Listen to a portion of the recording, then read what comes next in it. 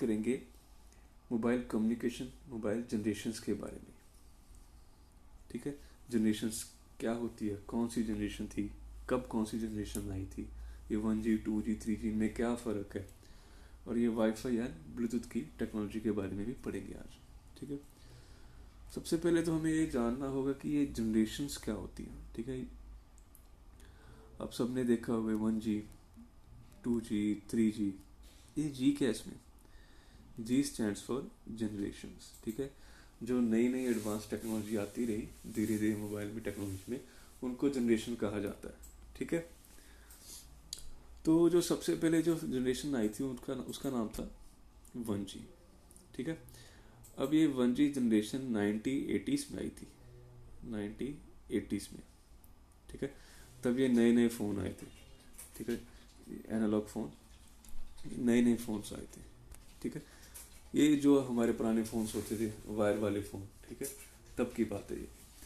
तब जो ये फ़ोन थे इनमें सिर्फ हम आउटगोइंग और इनकमिंग कॉल कर सकते थे, कोई मैसेज वगैरह नहीं भेज सकते थे, बिकॉज जो ये फ़ोन्स थे ये एनालॉग सिग्नल्स यूज़ करते थे। ठीक है, तो इसमें कोई भी मैसेज नहीं भेजा जा सकता, सिर्फ और सिर्फ कॉलिंग कर सकते थे और कॉलिंग को रिसीव कर सकते थे। ठीक है, और इनकी जो वॉइस क्वालिटी थी, जो वॉइस क्लैरिटी थी, वो बहुत ही पुअर थी। लेकिन उस हिसाब से, उस टाइम के हिसाब से अगर देखें तो तब ठीक थी, लेकिन आज के टाइम के हिसाब से बहुत ही पुअर क्वालिटी थी। ठीक है, और ये जो 1G था ये 2.4 kbps की स्पीड पे था। अब 2.4 kbps स्पीड तो एक फ़ोटो भी नहीं होती इतनी। ठीक है, तो उस टाइम पे इतनी स्पीड थी इसकी। ठीक है जी, तो उसके बाद धीरे धीरे टेक्नोलॉजीज और एडवांस होती रही, तब उन्होंने 2G लॉन्च किया। ठीक है, तो 2G लॉन्च हुआ हमारा। तो 2G था 1990 में फर्स्ट लॉन्च किया गया। ठीक है, अब 2G में क्या था, 2G में हम SMS भेज सकते थे। ठीक है, अब 2G में, ये 2G था जो एडवांस हो गया था, अब इसमें हम SMS भेज सकते थे, और इसकी जो वॉइस क्वालिटी थी वो 1G से बहुत बेटर थी। ठीक है, और इंटरनेट जो स्पीड थी इसकी 64 kbps स्पीड थी। ठीक है, तब जब नया नया जो 2G आया था तब हम इसमें इंटरनेट भी यूज़ करने लगे थे। ठीक, और जो इंटरनेट था वो थोड़ा सा,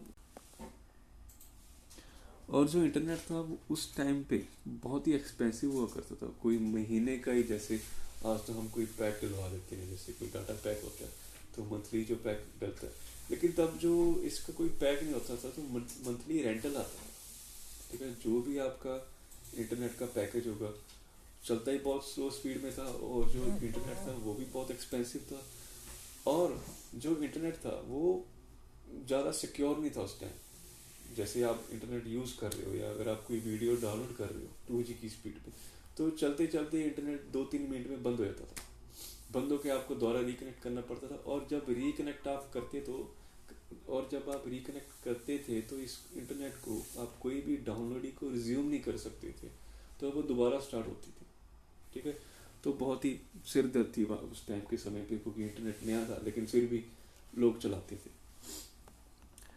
देन उसके बाद 2G, जब कंपनीज को लगा थोड़ा इसमें और इम्प्रूव कर रहे हो, क्योंकि जो 2G जनरेशन है, ठीक है, जो भी जनरेशन इनको थोड़ा थोड़ा सुधार करते रहते हैं। ठीक है, तो आफ्टर 2G उन्होंने 2.5G लॉन्च किया। ठीक है, 2.5G लॉन्च किया। अब उस टाइम के जो फ़ोन थे, अगर आपने किसी ने 2G चलाया होगा तो आपको पता याद होगा, जब हम इंटरनेट को चलाते थे तो फ़ोन के ऊपर एक G लिख के आता था साइड पे। ठीक है, तो इसका मतलब था कि ये फ़ोन GPRS यूज़ कर रहा है। ठीक है, अब ये जो 2.5G था ये थोड़ा बहुत बेहतर था 2G से, इसमें थोड़ी सी उसकी जो वीडियो स्ट्रीमिंग स्पीड थी थोड़ी सी ठीक हो गई थी। ठीक है, थोड़ा बहुत उससे तेज़ था, लेकिन फिर भी इसमें अभी भी बहुत ज़्यादा सुधार की ज़रूरत थी। ठीक है, तो कंपनीज ने आगे चलकर 2.75G लॉन्च किया। अब ये जो 2.5G था ये एज कनेक्शन था, एज।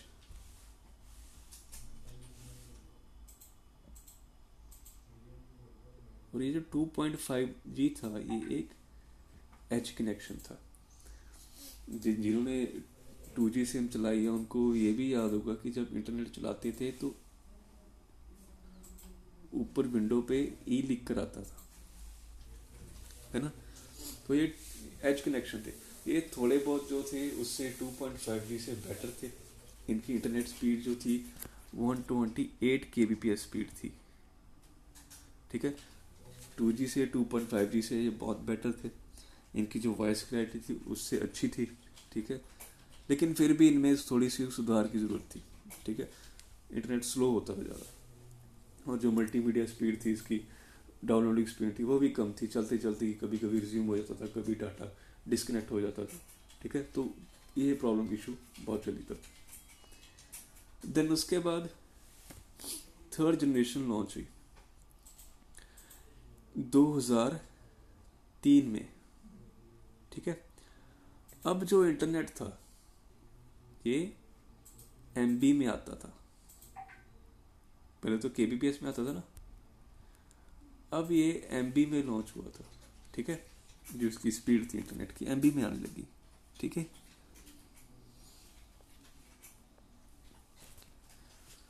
अब इसकी जो वॉइस क्वालिटी थी वो 2G से बहुत बेटर थी, ठीक है, अच्छी क्वालिटी देता था। अब इसमें आपको जब 3G का ज़माना आया था, जब 3G का ज़माना आया था तो आपको याद होगा तब इसमें वीडियो कॉल्स भी आने लगी थी। जो नए फ़ोन लॉन्च होने लग गए थे, या फ्रंट कैमरा आ गया था फ़ोन में, और वीडियो कॉल्स भी शुरू हो गई थी, लाइव स्ट्रीमिंग भी आने लगी थी अब इसमें, ठीक है। अब इसी समय हमारी जो डोंगल्स भी आ गई थी।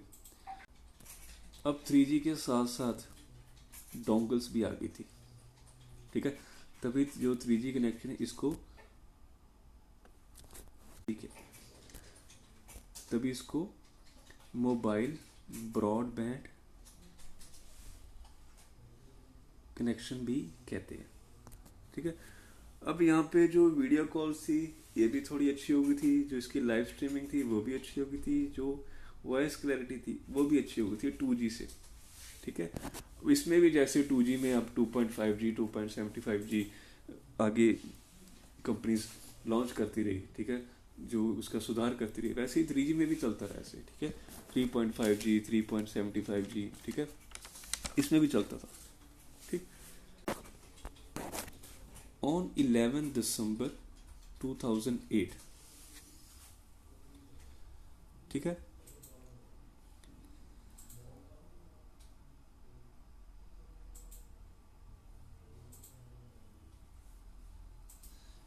इन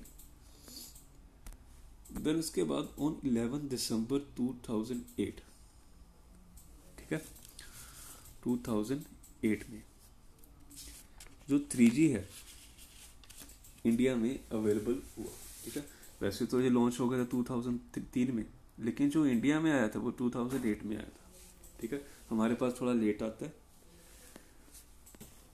MTNL महानगर टेलीफोन निगम लिमिटेड फर्स्ट कंपनी बनी जिसने दिल्ली और मुंबई में फर्स्ट 3G एनेबल जो सर्विस शुरू की थी, ठीक है। और आफ्टर MTNL जो दूसरी कंपनी थी वो थी भारत संचार निगम लिमिटेड, आपकी BSNL, ठीक है।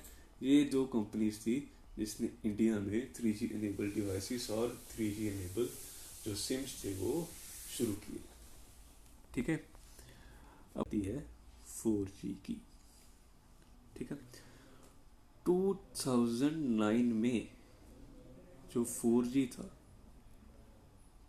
वो लॉन्च हो चुका था, हाँ, लेकिन इंडिया में बहुत लेट आया है, ठीक है, क्योंकि हमारे यहाँ जो टेक्नोलॉजी है वो थोड़ी लेट आती है बाकी कंट्री से, ठीक, क्योंकि बाकी कंट्री से हमारी कंट्री थोड़ी ज़्यादा एडवांस है, ठीक है। अब इसमें जो 4G थी इसमें 100 Mbps की स्पीड आती थी, ठीक है। और जो हमारी वॉइस कॉल थी, अब HD का ज़माना आ गया था भाई, HD, ठीक है। 3G में क्या था, जब भी हम कोई वीडियो प्ले करते थे, फॉर एग्जांपल जो यूट्यूब थी, 3G के टाइम ही यूट्यूब फेमस हुई थी, ठीक है। अब जब हम उसमें कोई वीडियो प्ले करते थे यूट्यूब में तो वो बहुत ही ज़्यादा बफरिंग करती थी, तो एक ही वीडियो की 1 मिनट की वीडियो को 15-15-20 मिनट लग जाते थे उसको देखने में, ठीक है। 2G के टाइम पे तो वो आप सोचो ही मत, बस वीडियो प्ले की अगले दिन ही देखना, ठीक है। अब 3G के बाद 4G आया, जब 4G में जो उसकी बफरिंग थी वो रिड्यूस होके 80 to 90% रिड्यूस हो गई थी, ठीक है। हाँ बफरिंग होती अभी जो हम यूज़ कर रहे हैं 4G यूज़ कर रहे हैं, अभी भी कई सिम होगी जो ऐसी आपकी जो बफरिंग है वो होती होगी, ठीक है। तो जो इसकी बफरिंग थी वो 80 to 90% रिड्यूस हुई, ठीक है। अब HD का ज़माना आ गया था, अब जो वॉइस कॉल थी वो भी HD थी, ठीक है। वीडियो कॉल्स थी अब वो भी HD थी, ठीक है। अब इसमें आप लाइव स्ट्रीमिंग भी कर सकते थे, ठीक है, यूट्यूब में, ठीक है। और जो अब इसका इंटरनेट था वो थ्रू अब फाइबर केबल्स, ठीक है, फाइबर केबल से चलता था। लेकिन आपको जब अगर याद होगा, जिन्होंने, अब सबके पास तो 4G फोन है, ठीक है, सबके पास, अभी सभी के पास। तो जब रिलायंस ने अपना जियो निकाला था, ठीक है, तो जियो सर्विस को जो जब उन्होंने शुरू किया, तो शुरू में जितने भी 4G फोन थे या 4G सिम थी, जब भी हम कॉल्स करते थे तो हमेशा जो कॉल्स थी वो डिस्कनेक्ट हो जाती थी आप खुद ही, ठीक है। बिकॉज जो 4G था वो अभी इंटरनेट के लिए बना था, ठीक है, वो अभी वॉइस कॉल के नहीं बना, क्योंकि जो हमारी वॉइस कॉल्स है वो अब तब भी रेडियो फ्रिक्वेंसी यूज करती थी, ठीक है। इसीलिए जब भी हम कोई जियो की सिम में हम कॉल करते थे तो कॉल ही नहीं मिलती थी, ठीक है। आधा घंटा एक ही पर्सन को कॉल करी जाए, उस पर कॉल ही नहीं जाती थी, अगर कॉल जाती थी तो किसी और को लग जाती थी, ठीक है। जैसे आप किसी को कॉल कर रहे हो, आपकी चलती चलती बात में ही किसी और को कॉल ट्रांसफर हो जाती थी वो, ठीक है। तो ये प्रॉब्लम बहुत आई थी, ठीक है। तब इसको सुधारने के लिए तो कंपनीज थी, ठीक है, तो उन्होंने LTE, सबसे पहले तो LTE क्या है, LTE है लॉन्ग टर्म इवेल्युएशन, मतलब लंबा चलने वाला सुधार, ठीक है। तो LTE पहले चला। अब LTE में क्या था, ये इंटरनेट के लिए था, ठीक है। अब कंपनीज को लगा कि जो इंटरनेट तो हमारा थ्रू फाइबर केबल्स बहुत अच्छा चल रहा है, ऑप्टिकल फाइबर से जो इंटरनेट चल रहा है बहुत ही अच्छी स्पीड आ रही है, लेकिन हमारी वॉइस कॉल्स है उनमें बहुत दिक्कत आ रही है। तो कंपनी ने सोचा कि, रिलायंस ने सोचा, सबसे पहले रिलायंस ने निकाला था, तो उन्होंने सोचा कि अगर ऐसे हम जो हमारी इंटरनेट है अगर हम वॉइस कॉल भी उसी में कर दे, ठीक है, LTE नहीं, अगर हम इंटरनेट फाइबर केबल से इंटरनेट दे रहे हैं तो फाइबर केबल से हम अगर वॉइस कॉल्स भी दे रहे हैं तो आपका LTE के बाद वोल्टी लॉन्च हुआ, ठीक है। अब जिन्होंने भी ये फोन, सब हम फोन चला रहे हैं, ठीक है, अब कईयों के फोन के ऊपर LTE लिख कर आता है, ठीक है, कईयों के पहले वोल्टी आता था। अब जो जियो के फोन थे, ठीक है, जियो, अब जो कॉल्स थी और इंटरनेट था वो इकट्ठा ही हो गया था, ठीक है। इससे क्या हुआ, अच्छी data speed, HD video calls, ठीक है, HD वॉइस कॉल्स। अब ये सारा कुछ क्या है, बहुत ही सुधार हो गया था, ठीक है। आज के टाइम हम 4G यूज कर रहे हैं, ठीक है। अब 4G में क्या है, अब तो 5G आने लगा है, लेकिन अभी 4G में थोड़ा थोड़ा सुधार चल रहा है, ठीक है। 5G को अभी टाइम लगेगा, ठीक है। 5G इनेबल फोन जरूर आ गए हैं, लेकिन अभी 5G को और थोड़ा टाइम लगेगा, ठीक है। बिकॉज 4G अभी पूरा जो जनरेशन है इसमें थोड़ा थोड़ा सुधार आगे आगे चलता जा रहा है, ठीक। अब इसके बाद है 5th जनरेशन हमारी 5G, ठीक है। अब इसमें जो इंटरनेट होगा, ठीक, अब इसमें जो इंटरनेट होगा वो 4G से भी बेटर होगा, है तो ये 4G जैसे, लेकिन उससे थोड़ा अच्छा होगा, ठीक है। बिकॉज इसकी जो इंटरनेट स्पीड है वो उसको बहुत ही उन्होंने सुधार दिया हुआ, ठीक है जी। जिसका मोबाइल नेटवर्क है वो अच्छा चलेगा, अभी जो इंटरनेट स्पीड है और भी अच्छी आएगी, कुछ गीगाबाइट्स, ठीक है, 1 गीगाबाइट्स के हिसाब से कुछ चलेगी, ठीक है। और जो इंटरनेट है इसका बहुत अच्छा होगा, ठीक। तो ये 5G अभी आने में टाइम है, ठीक है। लेकिन अब 5G में उन्होंने और क्या बताया, इसमें आप मशीन्स को कनेक्ट कर सकते हो आपके साथ, अपने फोन के साथ, ठीक है।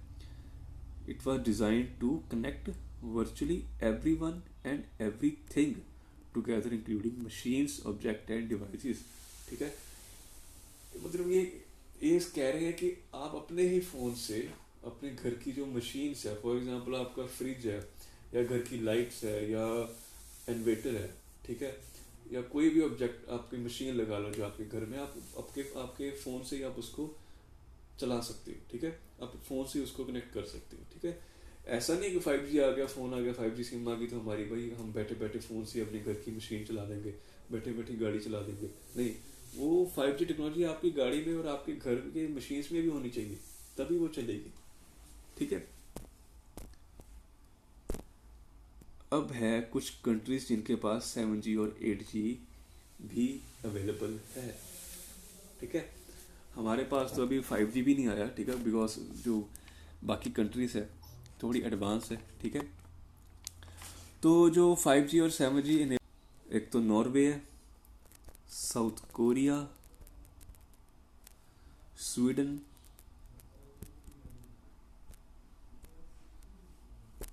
हांगकांग,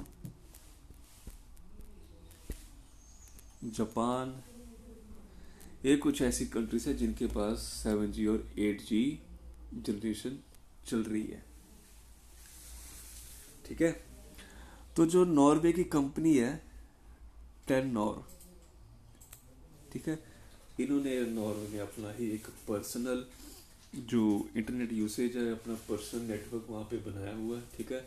और वहाँ पे अभी ये 7G और 8G की टेक्नोलॉजी को यूज़ कर रही हैं, ठीक है। आपको एग्जाम में भी पूछा जा सकता है कि कौन सी वो कंट्रीज है जिनके पास अभी 7G और 8G टेक्नोलॉजी चल रही है। 2G इंट्रोड्यूस किया गया था 1993 में, 3G 2001 में, 4G 2009 में एंड 5G 2018 में इंट्रोड्यूस किया गया था। अब देखते हैं वाईफाई, उसके एडवांटेजेस एंड उसके डिसएडवांटेजेस। सबसे पहले तो वाईफाई की फुल फॉर्म देखते हैं। वाईफाई वायरलेस फाइडेलिटी, जो वाईफाई की फुल फॉर्म है वो क्या है, वायरलेस फाइडेलिटी। ये 15 अगस्त 1995 को सबसे पहले विदेश संचार निगम लिमिटेड VSNL के द्वारा पब्लिकली अवेलेबल किया गया था। वैसे तो जो हमारा इंटरनेट था वो 1986 में इंट्रोड्यूस हो गया था इंडिया में, लेकिन पब्लिकली अवेलेबल होने को इसको टाइम लग गया था। तो 1995 को सबसे पहले जो VSNL है, एक गवर्नमेंट अथॉरिटी, एक गवर्नमेंट कनेक्शन है, इन्होंने सबसे पहले जो वाईफाई है वो पब्लिकली अवेलेबल कर दिया था। अब उसके बाद वाईफाई के एडवांटेजेस हैं, उसके डिसएडवांटेजेस। सबसे पहले तो wifi convenience and mobility. Wifi बहुत कन्वीनियंस है, आप इसको कहीं भी लगवा सकते हो घर में, आप जब जहाँ चाहे इसको लगवा सकते हो। छोटा सा सेट टॉप बॉक्स है, घर के किसी भी कोने में ये लग जाएगा, इसके लिए बहुत ज़्यादा ताम झाम की ज़रूरत नहीं पड़ती है। फिर है एक्सपेंडेबिलिटी एंड कॉस्ट। अब चाहे आप पैक के अकॉर्डिंग इसको कितना भी एक्सपैंड करवा सकते हो। अगर आप चाहते हो कि मेरी डाटा की जो स्पीड है वो 5 MBps हो या 10 MBps या 20 MBps हो, तो आपके पैक के अकॉर्डिंग वो आपकी स्पीड और एक्सपेंडेबिलिटी और कॉस्ट उतना हो जाएगा। और इसकी जो कॉस्ट होगी, आपके जो डाटा पैक होगा उसके अकॉर्डिंग ही आपका इसका बिल जनरेट किया जाएगा। वाईफाई के डिसएडवांटेजेस के बारे में, सबसे पहले सिक्योरिटी। जो वाईफाई है इसकी जो सिक्योरिटी है, आप इसका जो वाईफाई का पासवर्ड है उसको ब्रेक किया जा सकता है, ठीक है। इसको कोई भी हैकर अगर चाहे आप भी इसको हैक कर सकते हो, ठीक है। अब रेंज, जो वाईफाई की रेंज है वो लिमिटेड रेंज है, जैसे कि 20 मीटर की या 50 मीटर की इसकी रेंज है, उससे दूर नहीं जा सकता। Third, speed. अब जो स्पीड है वो आपके डाटा पैक के अकॉर्डिंग ही चलेगी, ठीक है। अगर आपके डाटा पैक में 5 MBps की स्पीड है या 20 की है या 30 की है या 40 की है, तो उसके अकॉर्डिंग इसकी स्पीड होगी। रिलायबिलिटी। अब वाईफाई के ऊपर आप 24 घंटे रिलायबल नहीं हो सकते, बिकॉज वाईफाई है जो एक ही जगह पे पड़ा होगा, उसको आप कहीं भी लेके नहीं जा सकते, ठीक है। नेक्स्ट है bandwidth, minimum data transfer rate.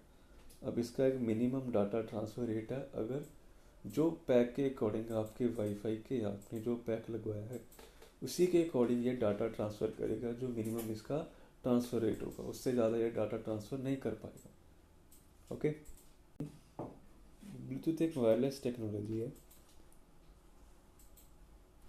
जिसका काम है डाटा को ट्रांसफ़र करना एक मोबाइल से दूसरे मोबाइल पे over a short distance using UHF radio waves. जो ब्लूटूथ है ये रेडियो वेव से चलता है।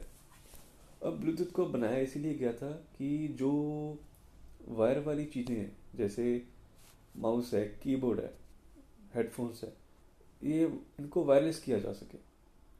ओके, तो जो ब्लूटूथ है वो सिंपल एक प्रिंसिपल पे काम करता है, जैसे कि सेंडिंग एंड रिसीविंग डाटा पे in a form of radio waves. Okay, जो ब्लूटूथ है इसमें एक कार्ड होता है जिसको हम ब्लूटूथ अडेप्टर कहते हैं। इसी कार्ड के हेल्प से ये क्या करता है, डाटा को सेंड एंड रिसीव करता है। PCs support Bluetooth today. जितने भी आज मोबाइल्स आ रहे हैं या पीसीस आ रहे हैं, सब में क्या है, ब्लूटूथ कनेक्टिविटी सपोर्ट होती है। लेकिन ब्लूटूथ के कुछ डिसएडवांटेजेस भी हैं, जैसे कि slow speed, poor data security and shorten battery life. ठीक है, जो ब्लूटूथ की स्पीड है वो कुछ 0.7 Mbps की जो स्पीड है उसकी डाटा ट्रांसफ़र स्पीड, और इसमें पुअर डाटा सिक्योरिटी भी है, बिकॉज जो पुराने ब्लूटूथ थे, जैसे आजकल ब्लूटूथ को पेयर करना पड़ता है डाटा ट्रांसफ़र करने के लिए, तो जो पुराने ब्लूटूथ डिवाइसेस थे उनको पेयर नहीं किया था, वो सीधे ही कनेक्ट हो जाते थे। ओके, नेक्स्ट उनका जो शॉर्टन बैटरी लाइफ, जितने भी ब्लूटूथ डिवाइसेस हैं इनकी जो बैटरी लाइफ है कम थी, बिकॉज ये एनर्जी कंजप्शन नहीं करते थे, और जो आज के डिवाइसेस हैं ये क्या है, बैटरी कंजप्शन है, ये आपकी एनर्जी कंजप्शन करते हैं। वो 10 मीटर की है मैक्सिमम रेंज, और ये फर्स्ट सोनी के मोबाइल्स में, सोनी एरिक्सन के मोबाइल्स में फर्स्ट 1990 में ये लॉन्च किया गया था। ओके, और जैसे कि हमारे 1G 2G 3G इनकी जनरेशन है, वैसी ब्लूटूथ की जनरेशन भी थी। ठीक है, सबसे पहले उसकी जनरेशन आई 1.0, फिर 2.0, देन 3.0, देन 4.0, अब जो करंट जनरेशन चल रही है वो है 5.0। ठीक है, अब इनमें भी धीरे धीरे सुधार होता रहा। ठीक है, इनकी जो रेंज है, आज की जो ब्लूटूथ की रेंज है वो 50 मीटर्स की है। ठीक है, इनकी रेंज इंक्रीज कर दी गई, इनकी जो बैटरी कंजप्शन की पावर है उनको भी रिड्यूस कर दिया गया। ठीक है, और इनको मोर सिक्योर कर दिया गया। Niels Redback was the first person who developed short link technology, जिसको हमने नाम दिया ब्लूटूथ। ओके, 1989 में। ओके, आज के लिए इतना ही। अगर आपको हमारी वीडियो अच्छी लगी, लाइक कीजिए, कमेंट कीजिए, शेयर कीजिए। अगर आप हमारे चैनल पर नए हो तो सब्सक्राइब कीजिए। Thanks for watching.